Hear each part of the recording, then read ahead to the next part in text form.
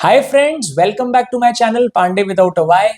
आज के इस वीडियो में मैं आपके साथ डिस्कस करूंगा जो Jio BlackRock mutual fund house का Nifty small cap 250 index fund है, जिसका कि एनएफओ यानी न्यू फंड ऑफर अभी 5th ऑफ अगस्त को ही ओपन हुआ है, यानी परसों ओपन हुआ है। उसमें आपको अपना हार्ड अर्न मनी इन्वेस्ट करना चाहिए कि नहीं करना चाहिए, और कहीं ऐसा तो नहीं है कि इसके अलावा भी आपके पास और भी काफी बेटर ऑप्शंस अवेलेबल हैं, जहां पे आप अगर अपना पैसा इन्वेस्ट करोगे तो आपको हो सकता है बेटर रिटर्न्स मिले। सो देखिए, टॉपिक काफी रेलेवेंट और ट्रेंडिंग है। हो सकता है इसमें आपने काफी सारे आर्टिकल्स भी पढ़े हों, यूट्यूब के वीडियोस भी देखे होंगे, तो मैंने भी देखे थे।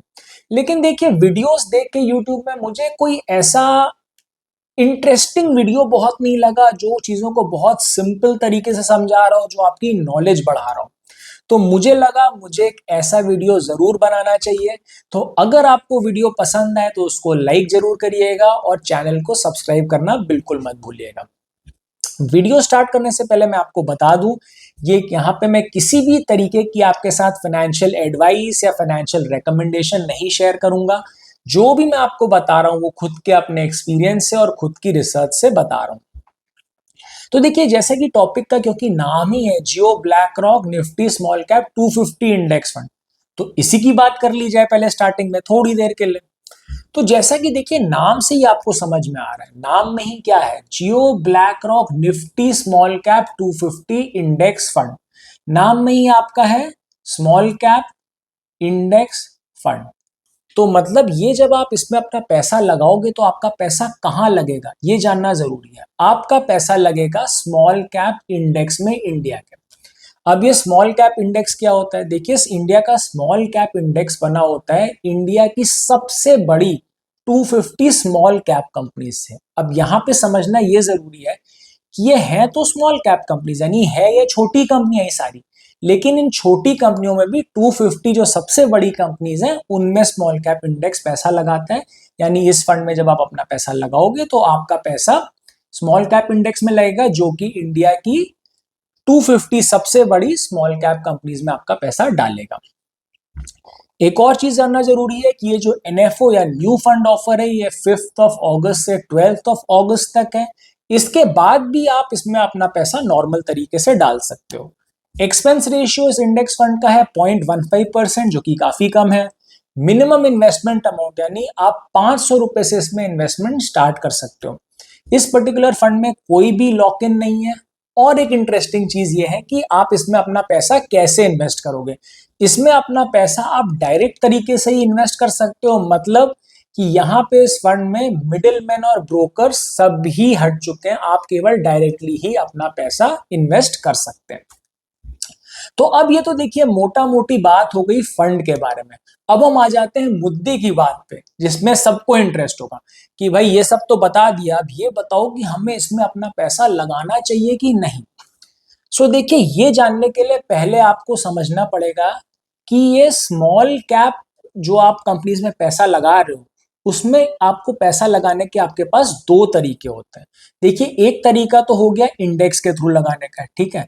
दूसरा तरीका हो गया एक्टिव म्यूचुअल फंड्स के थ्रू लगाने का। मतलब एक तरीका है आप इंडेक्स फंड्स के थ्रू जा रहे हो, जैसे जियो ब्लैक रॉक ने जो इंडेक्स फंड लगाया है, आप उसमें अपना पैसा डाल सकते हो, तो आपको स्मॉल कैप कंपनीज में एक्सपोजर मिल जाएगा, मतलब आपका पैसा स्मॉल कैप कंपनीज में लग जाएगा।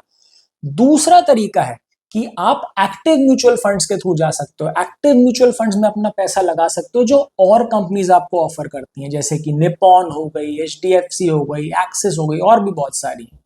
तो दोनों में डिफरेंस क्या है? देखिए, अगर आप अपना पैसा इंडेक्स फंड से लगाते हो, यानी स्मॉल कैप कैटेगरी के इंडेक्स फंड से, तो उसमें एक रेस्ट्रिक्शन होती है फंड मैनेजर के पास। वो केवल स्मॉल कैप इंडेक्स में पैसा लगा सकता है, राइट। स्मॉल कैप इंडेक्स बना होता है केवल 250 कंपनीज का। तो आपका जो पैसा लगेगा वो केवल इन्हीं 250 कंपनीज में लगेगा, जो टॉप की 250 कंपनीज है स्मॉल कैप कैटेगरी की। लेकिन अगर आप एक्टिव म्यूचुअल फंड में जाते हो स्मॉल कैप कैटेगरी के, तो आपका पैसा जो फंड मैनेजर को आप दे रहे हो, उस फंड मैनेजर के पास बहुत ज्यादा फ्रीडम है। इंडिया में बहुत सारी स्मॉल कैप कंपनीज है, 500 5000 से भी ज्यादा। तो वो जो फंड मैनेजर है वो उन 5,000 में से किसी भी कंपनी में आपका पैसा डाल सकता है। लेट अस से उसको लगे कि अच्छा ये कंपनी मुझे लग रहा है बहुत अच्छा परफॉर्म करेगी आगे चल के, तो वो उसमें डाल देगा। कहीं उसको लग रहा है इसमें नहीं लगाऊं पैसा, वो नहीं लगाएगा, मतलब कहने का, लेकिन उसके पास ऑप्शंस बहुत सारे हैं। तो इस चीज की वजह से होता क्या है कि स्मॉल कैप कैटेगरी में जब आप एक्टिव फंड्स के थ्रू पैसा लगाते हो, या स्मॉल कैप कंपनीज में जब आप एक्टिव म्यूचुअल फंड के थ्रू पैसा लगाते हो, तो आपका रिटर्न जो होता है कई केसेस में, काफी केसेस में बहुत ज्यादा हायर होता है एज कंपेयर टू अगर आप स्मॉल कैप कैटेगरी में इंडेक्स फंड्स के थ्रू पैसा लगाओ। तो देखिए, ये तो मैंने आपको मोटा मोटी बता दिया कि भाई कैसे आपके रिटर्न्स एक्टिव म्यूचुअल फंड में बेटर होते हैं स्मॉल कैप कैटेगरी में काफी केसेस में। तो अब मैंने आपको बोला था वीडियो के स्टार्ट में, राइट, कि मैं आपको कुछ काफी इंटरेस्टिंग चीजें बताऊंगा जो आपको मजा भी आए, आपको दिखे कि हाँ हमें दिख रहा है कि भाई रिटर्न्स ज्यादा है एक्टिव म्यूचुअल फंड के इस केस में, और आपकी नॉलेज भी बढ़े। तो देखिए, उसके लिए मैं अब क्या करूंगा, मैं दोनों ही कैटेगरी के रिटर्न्स को आपके सामने कंपेयर करके दिखाऊंगा। मतलब स्मॉल कैप कैटेगरी में इंडेक्स फंड का रिटर्न कंपेयर करके दिखाऊंगा, स्मॉल कैप कैटेगरी में ही मैं आपको एक्टिव म्यूचुअल फंड का भी रिटर्न कंपेयर करके दिखाऊंगा। लेकिन उससे पहले हमको क्या समझ लेना है, एक बहुत इंपॉर्टेंट चीज जो कि होता है रोलिंग रिटर्न्स। क्यों रोलिंग रिटर्न्स? देखिए, पहले तो मैं आपको बता दूं, ये सेक्शन आप बहुत ध्यान से समझिएगा, ये आपके काफी लंबे समय तक काम आएगा। तो अब हम कर क्या रहे हैं एक्चुअली, हम यहाँ पे दो टाइप के म्यूचुअल फंड्स का रिटर्न कंपेयर कर रहे हैं, राइट। तो रिटर्न कंपेयर करने का सबसे अच्छा तरीका होता है और सबसे इफेक्टिव तरीका होता है रोलिंग रिटर्न्स।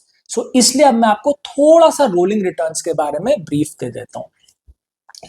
तो देखिए, ये दोनों स्मॉल कैप कैटेगरी के हैं, या स्मॉल कैप ही नहीं, किसी भी म्यूचुअल फंड को जब आप कंपेयर करो, आपको लॉन्ग टर्म के लिए कंपेयर करना है। मतलब आपने कुछ लोगों को कहते हुए सुना होगा कि यार ये म्यूचुअल फंड जो है ना, इसने 3 साल में या 4 साल में बहुत बढ़िया परफॉर्म किया। अरे भाई, मैं उसका क्या करूं? हो सकता है अगले 3 साल अच्छा ना करे, हो सकता है फंड कंसिस्टेंट ही ना हो, पिछले 3 साल अच्छा करे, आगे 4 साल खराब कर दे, तो फायदा नहीं है मेरा। इसलिए आपको जो भी एनालिसिस करनी है, आपको हमेशा लॉन्ग टर्म की एनालिसिस करनी है। सो इस केस में मैं अपना एनालिसिस का पीरियड स्टार्ट करूंगा 1 जनवरी 2013 से, आपकी अंडरस्टैंडिंग के लिए, ठीक है। और मैं जो रिटर्न्स भी कैलकुलेट करूंगा वो 10 साल के रिटर्न कैलकुलेट करूंगा। मतलब जो ड्यूरेशन लूंगा मैं रिटर्न्स का, वो 10 ईयर होगा।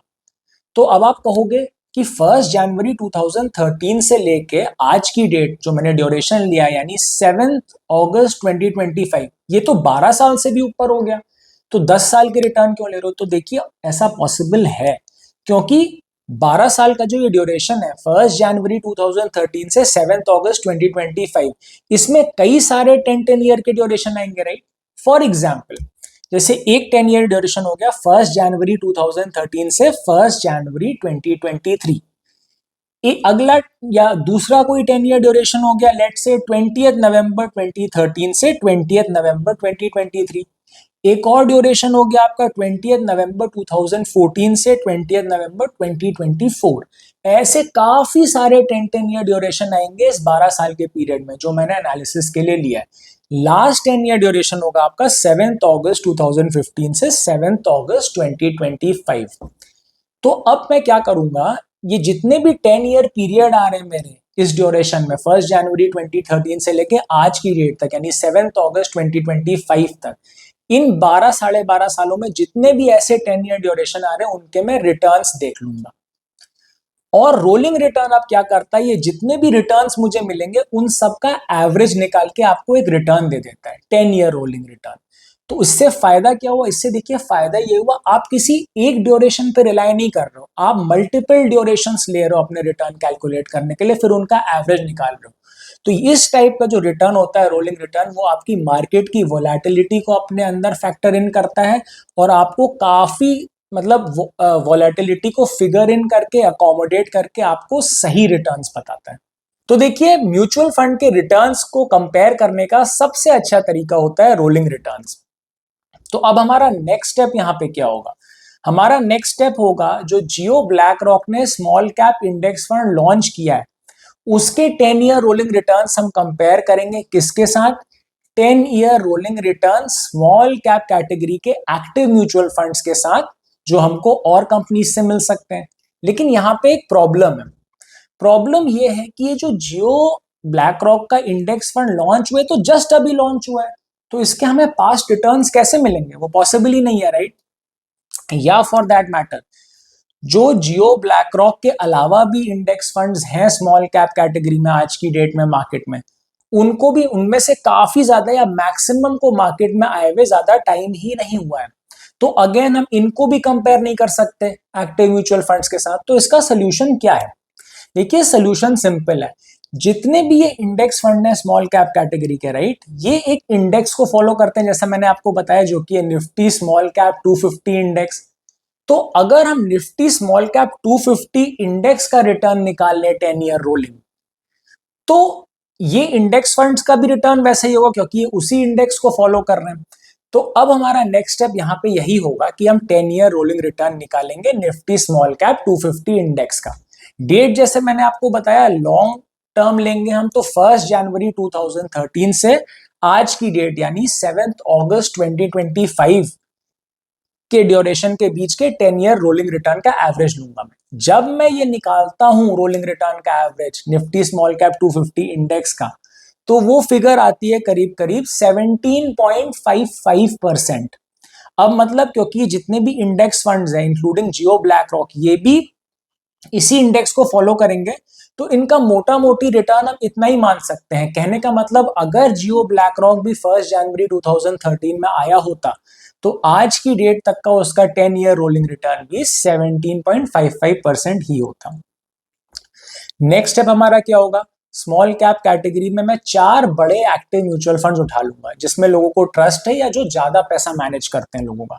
जो 4 फंड्स मैंने उठाए हैं वो है निपॉन इंडिया का स्मॉल कैप फंड, दूसरा है एचडीएफसी का स्मॉल कैप फंड, तीसरा है आपका कोटक का स्मॉल कैप फंड और चौथा है एसबीआई का स्मॉल कैप फंड। अब सेम प्रोसेस जब मैं इनके साथ फॉलो करता हूं यानी 1 जनवरी 2013 से आज तक यानी 7 अगस्त 2025 तक के 10 ईयर रोलिंग रिटर्न का एवरेज निकालता हूं, तो निपॉन इंडिया का आता है 26.13% रोलिंग रिटर्न 10 ईयर, एचडीएफसी का आता है 20.78%, कोटक स्मॉल कैप का आता है 21.91% और एसबीआई का आता है 24.95%। कहने का यहाँ पे मतलब क्या है? कहने का मतलब सिंपल है कि एक्टिव म्यूचुअल फंड्स में जो मैंने 4 फंड उठाए उनमें से जिसका सबसे कम रोलिंग रिटर्न एवरेज भी था जो कि था 20.78, वो भी निफ्टी स्मॉल कैप 250 इंडेक्स के रोलिंग रिटर्न से ज्यादा है। निफ्टी स्मॉल कैप 250 इंडेक्स का कितना था? 17.55, यानी जो इंडेक्स फंड्स भी होंगे उनका भी 17.55 भी होगा। और यहाँ पे एक्टिव म्यूचुअल फंड का जो मिनिमम था दैट वाज 20.78। कहने का मतलब यहाँ पे क्या हुआ कि मैं तो देखिए भाई स्मॉल कैप कैटेगरी में इसीलिए एक्टिव म्यूचुअल फंड्स में इन्वेस्ट करूंगा क्योंकि मुझे रिटर्न दिख रहा है कि किसमें ज्यादा है। अब मैंने आपके साथ पूरी इंफॉर्मेशन शेयर करी है। आई होप जो मैं कम्युनिकेट करना चाह रहा था वो आपको कम्युनिकेट भी हो गया होगा। जैसा मैंने बोला ये कोई फाइनेंशियल एडवाइस नहीं है, फाइनेंशियल रिकमेंडेशन नहीं है, आपको अपना डिसीजन यहाँ पे खुद लेना है। बट मैंने आपको एक तरीके से इक्विप कर दिया, मैंने आपको बता दिया कि कैसे चीजें होती हैं स्मॉल कैप कैटेगरी में। तो क्या जैसा मैंने आपको पहले बोला था कि मैं ये वीडियो इंटरेस्टिंग भी बनाऊंगा, नॉलेजेबल भी बनाऊंगा, ऐसी नॉलेज शेयर करूंगा जो शायद आपके साथ काफी लॉन्ग टर्म आपके काम है। अब इस रोलिंग रिटर्न्स की नॉलेज के साथ आप किन्हीं भी म्यूचुअल फंड्स को अपने हिसाब से कंपेयर कर सकते हो। तो अगर आपको वीडियो अच्छा लगा हो तो लाइक करिएगा, शेयर करिएगा, चैनल को सब्सक्राइब करिएगा, बेल आइकन प्रेस करना बिल्कुल भी मत भूलिएगा। I will see you in the next one. Till then bye bye, take care, stay safe.